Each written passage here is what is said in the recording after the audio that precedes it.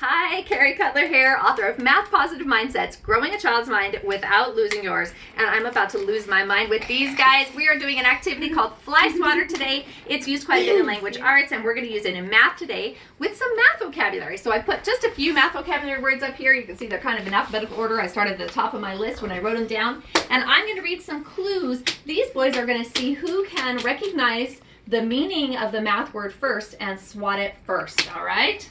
All right, here's the first definition. Flyswatters ready? This type of clock has no hands. What is it?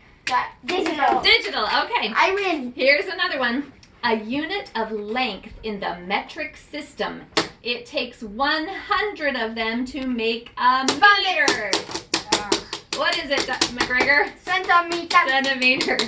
All right, so I think you get the idea. I have some handy dandy definitions here that I took from a children's math dictionary by Eula Ewing Monroe. I've got my words up here that we're focusing on, and I hope you're having a great time building math positive mindsets with your kids. Thanks.